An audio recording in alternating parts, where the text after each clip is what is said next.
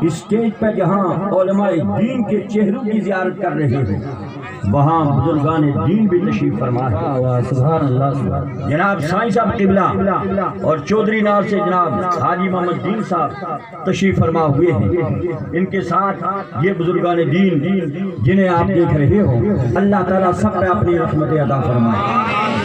حضرات تھوڑی دیر کے لیے آپ کی خدمت میں حاضر ہوئے، توجہ سے سماعت فرمائیں۔ اللہ تبارک و تعالیٰ نے مصطفیٰ جان رحمت صلی اللہ تعالیٰ علیہ وسلم کو سب کے لیے رحمت بنایا، اور علامہ محمود آلوسی حنفی رحمت اللہ تعالی علیہ فرماتے ہیں کہ اللہ نے جو فرمایا وما ارسلناک الا رحمتا للعالمین، اے محبوب آپ سارے جہاں کے لیے رحمت ہیں۔ رحمت مصدر ہے اور یہ راحم کے معنی میں ہے، جو ہے علماء بخوبی سمجھتے ہیں۔ راحم ہے اس میں فائل، اب اس کا معنی یہ ہوا وما ارسلناک الا رحمتا للعالمین، یعنی اے محبوب آپ سارے جہانوں کے لیے رحم کرنے والے ہیں، فرمانے والے ہیں۔ زور سے کہہ دو سبحان اللہ۔ ہمارے آقا سب جہاں والوں کے لیے رحمت فرمانے والے ہیں، کرم فرمانے والے ہیں، مہربانی فرمانے والے ہیں۔ تو حضرات میں آپ سے پوچھوں گا کہ بتائیے رحم کرنے والے کے لیے ضروری ہوتا ہے کہ جس پر رحم کیا جائے وہ اس کے قریب ہو، تو جو ہے اگر آپ کا کوئی چاہنے والا، آپ کا کوئی رشتہ دار، آپ کا پڑوسی دار جموں میں بیٹھا ہوا ہے، آپ اگراتی میں ہیں، بتاؤ جی وہاں اس کو رحم کی ضرورت ہے، یہاں سے وہاں کیسے رحم کریں گے؟ اگر دشمن نے گھیر لیا ہے، پٹائی ہو رہی ہے، اگر وہ 10 میل دور ہے، بتا 10 میل سے آپ رحم کر سکیں گے؟ نہیں۔ پتہ چلا کہ راحم کا مرحوم کے قریب ہونا ضروری ہے، جس پر رحم کیا جائے اس کے قریب ہونا بھی ضروری ہے۔ اے مسلمانوں سبحان اللہ، ہمارے آقا سارے جہاں کے لیے رحم فرمانے والے، تو ماننا پڑے گا ہمارے نبی سارے جہاں کے لیے رحم فرمانے والے ہیں، تو ماننا پڑے گا کہ ہمارے نبی سارے جہاں میں ہر جگہ میں ہر جلسے میں حاضر بھی ہیں۔ تکبیر، رسالت، جشن عید میلاد النبی، سرکار کی آمد، تاجدار ختم نبوت۔ رحم تو تبھی فرمائیں گے جب سامنے موجود ہوں گے، حاضر ہوں گے، تو ہمیں ماننا پڑے گا ہمارے نبی ہمارے قریب ہیں، ہمارے نزدیک ہیں، اور ہمارے نبی حاضر بھی ہیں، ناظر بھی ہیں۔ ناظر کا معنی دیکھنے والا، حاضر کا معنی موجود ہونا، جو ہے۔ تو حضرات اللہ نے فرمایا پیارے ہم نے آپ کو سارے جہاں کے لیے رحم کرنے والا بھیجا۔ اچھا رحم کرنے والے کے لیے یہ بھی ضرور ہے کہ اس کی زبان بھی سمجھتا ہو، توجہ ہے، جس پہ رحم کیا جائے نا وہ بیچارہ مار کھا رہا ہے، وہ رحم کی آپ سے درخواست کر رہا ہے، یا کوئی ایسا آدمی آپ کے پاس چلا آیا عرب کا رہنے والا آدمی، ہماری بولی نہیں جانتا، ہماری مادری زبان بھی نہیں جانتا، اردو بھی نہیں جانتا، جانتا ہے تو عربی زبان جانتا ہے، شدت پیاس سے تڑپ رہا ہے، آپ سے وہ آ کر کے کہے گا جب مویا جب مویا۔ ہر آدمی تو نہیں سمجھے گا ارے یہ کیا کر رہا ہے، کس کو مارنے کے پیچھے پڑا ہوا ہے۔ اگر آدمی نہ سمجھے گا وہ کہے گا جب مویا جب مویا۔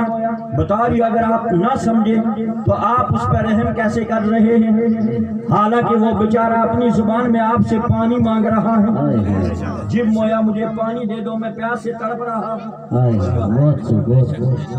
تو اگر آپ اس کی زبان نہیں سمجھتے آپ اس پہ پانی دے کے رحم نہیں کر سکیں گے۔ جب زبان سمجھیں گے کہ جب مویا یہ کہہ رہا ہے پانی مانگ رہا ہے، تھوڑی تو گلاس میں پانی لیں گے، پانی پلا دیں گے، رحم ہو جائے گا، اس کی پیاس بجھ جائے گا، گلے سے پانی اترے گا، آپ کے حق میں دعائیں دے گا۔ تو پتہ چلا کہ رحم کرنے کے لیے زبانوں اور بولیوں کا سمجھنا بھی ضروری۔ یا رسول اللہ، اللہ نے سارے جہاں کے لیے رحم کرنے والا بنا کر کے بھیجا، اور سارے جہاں میں انسانوں کی زبانیں اور جانوروں کی زبانیں مختلف ہیں، لہذا ماننا ہوگا کہ مصطفیٰ اگر سارے جہاں کے لیے رحم فرمانے والے ہیں تو سارے جہاں کے انسانوں اور جانوروں، چرندوں اور پرندوں کی بولیوں کو سمجھتے بھی ہیں اور ان پر رحم فرماتے ہیں۔ سبحان اللہ، سبحان اللہ، نعرہ تکبیر، نعرہ رسالت، جشن عید میلاد النبی، اختیارات مصطفیٰ۔ وما ارسلناک الا رحمت للعالمین، محبوب آپ سب جہاں کے لیے رحم فرمائے۔ سبحان اللہ۔ حضرات یہ معمولی بات نہیں، ہمارے آقا کو کوئی ایک بستی کے لیے رحم کرنے والا نہیں بنا کر کے بھیجا، ایک بستی کے لیے رحمت نہیں، سارے جہاں کے لیے۔ اور میں آپ کو یہ بھی بتاؤں، جس کو سارے جہاں کی حکومت دی جائے اسے قبضہ و اختیار بھی دیا جاتا ہے۔ وہ جو ہے ایک ملک کا وزیر اعظم ہوتا ہے، اگر وہ ووٹ لے کر کے اپنی جو ہے زیادہ سیٹیں لے کر کے وقت کا وزیر اعظم بنتا ہے تو وہ پورے ملک کا مختار بھی ہوتا ہے کہ نہیں؟ وہ پورے ملک کا مختار بھی ہوتا ہے۔ تو مصطفیٰ جان رحمت صلی اللہ تعالی علیہ وسلم رب کائنات کی ساری خدائی کے وزیر اعظم ہیں، اور جو ہے سارے جہاں کے وزیر اعظم ہیں، تو ماننا پڑے گا کہ اللہ تعالیٰ نے اپنے محبوب کو سارے جہاں کا قبضہ و اختیار بھی دے کر کے بھیجا ہے، انہیں مختار کل بنا کر کے بھیجا ہے۔ رب کائنات خالق جہاں ہے اور مصطفیٰ مالک جہاں ہے۔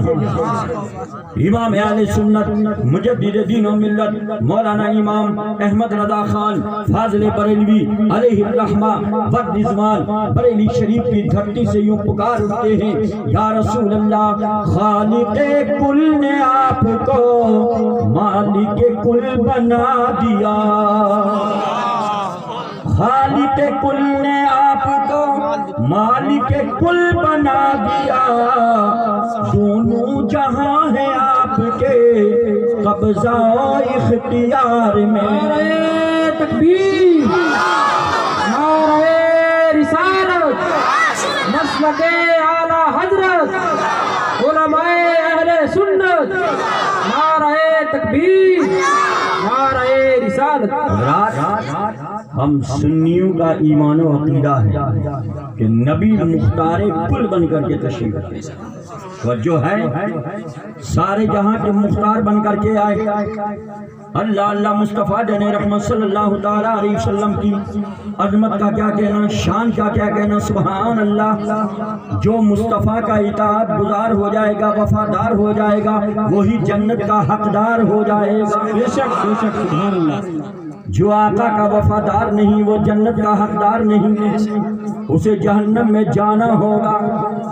ہم تو بڑا سینہ تان کر کے کہتے ہیں، سنی لوگ کہتے ہیں، ارے لوگوں سنو سنو، ہم گناہگار ہو سکتے ہیں لیکن اپنے نبی کریم علیہ السلام کے گستاخ نہیں ہو سکتے۔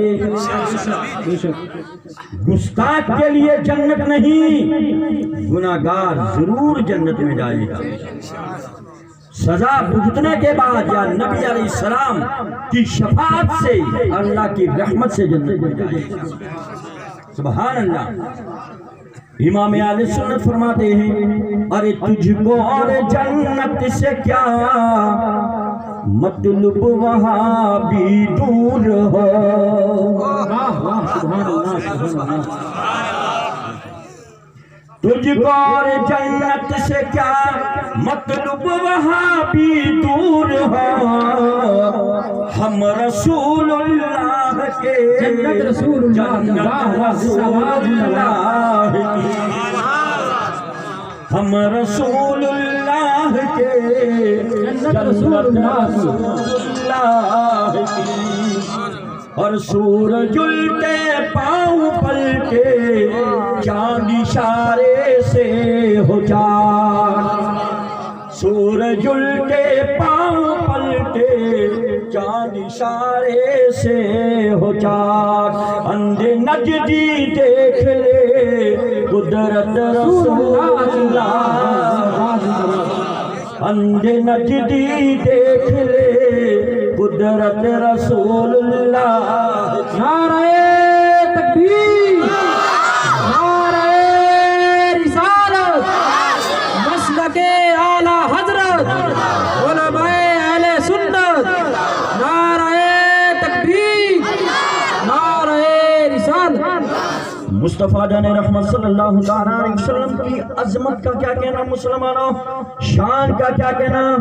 اللہ اللہ، اس جلسے میں سبھی غلامان مصطفیٰ حاضر ہیں۔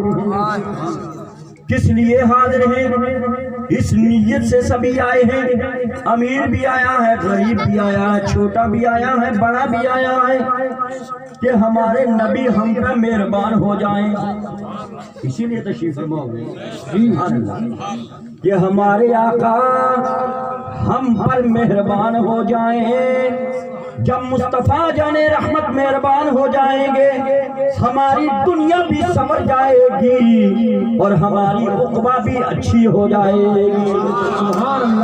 ہماری عقبہ بھی اچھی ہو جائے گی۔ مسلمانوں سبحان اللہ، اللہ کے نبی کریم صلی اللہ علیہ وسلم کی عظمت کا کیا کہنا، شان کا کیا کہنا۔ حضرت سیدنا صدیق اکبر رضی اللہ تعالی عنہ کی قبولیت اسلام کا واقعہ بیان کریں۔ توجہ ہے جی، انشاءاللہ آپ کے دل و دماغ تازہ ہو جائے انشاءاللہ۔ حضرت سیدنا ابو بکر صدیق ابھی اسلام نہیں لائے تھے، حالت کفر میں تھے۔ آپ تجارت کی غرض سے ملک شام میں گئے۔ کہاں گئے؟ ملک شام میں تجارت کی غرض سے گئے۔ وہاں آپ نے رات کو ایک خواب دیکھا۔ سوچو ہے قبلہ صحیح صاحب جی، جب انہوں نے رات کو خواب دیکھا، بڑا عجیب و غریب خواب دیکھا، انہوں نے کسی سے بیان نہ کیا۔ بڑے وہ سیانے تھے، پاس میں بحیرہ راہب تھا، اس کے پاس چلے گئے۔ انہیں پتا چلا کہ یہ خوابوں کی تعبیر بتاتا ہے، لہذا اسے بیان کیا جائے، یہی تعبیر بتائے گا۔ جب پورا خواب بیان کیا انسپیکٹر صاحب، بحیرہ راہب نے پوچھا من این انت، آپ کہاں سے ہو؟ صدیق اکبر نے فرمایا انا من مکہ، میں مکہ سے آیا۔ سبحان اللہ، سبحان اللہ۔ فرمایا کس خاندان سے ہو؟ انا من قریش، میں خاندان قریش سے تعلق رکھتا ہوں۔ پھر بحیرہ راہب نے فرمایا، کہا کیا کام کرتے ہو؟ انا تاجر، میں تجارت کرتا ہوں، تاجر آدمی ہوں۔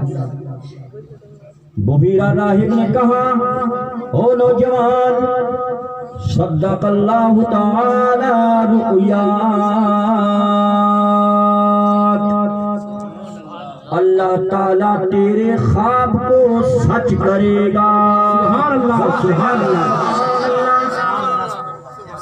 اللہ اللہ، وہ سچ کرے گا۔ جو خواب تو نے دیکھا ہے بڑا اچھا خواب ہے، اور اے نوجوان اس کی تعبیر یہ ہے، جو ہے بحیرہ راہب نے کہا اے نوجوان، جو خواب تو نے دیکھا ہے اس کی تعبیر یہ ہے، انہو یبعث نبی قومک، تیری قوم میں ایک نبی مبعوث ہوگا، پیدا ہوگا، اور جو ہے تیری قوم سے ایک نبی آئے گا، تکون وزیرہ فی حیاتہ وخلیفۃ بعد وفاتہ۔ سبحان اللہ۔ اس نے کہا جب وہ نبی آ جائے گا تیری قوم میں تو اس کی زندگی میں اس کا وزیر بنے گا، اور اس کی وفات کے بعد تو اس کا خلیفہ بنے گا۔ سبحان اللہ، سبحان اللہ، سبحان اللہ۔ بحیرہ راہب نے کہا تو زندگی میں صدیق اکبر اس نبی کا وزیر بنے گا اور اس کی وفات کے بعد تو اس کا خلیفہ بنے گا حتیٰ بعث النبی صلی اللہ تعالی علیہ وسلم. حضرت ابوبکر صدیق نے خواب کو اپنے پاس رکھا، کسی کو بتایا نہیں، یہاں تک کہ مصطفیٰ جان رحمت صلی اللہ تعالی علیہ وسلم مبعوث ہوئے. سبحان اللہ. جب تشریف فرما ہوئے صدیق اکبر کو پتا چلا کہ مکہ میں ایک نبی آیا ہے جو نبوت اور رسالت کا دعویٰ کر رہا ہے.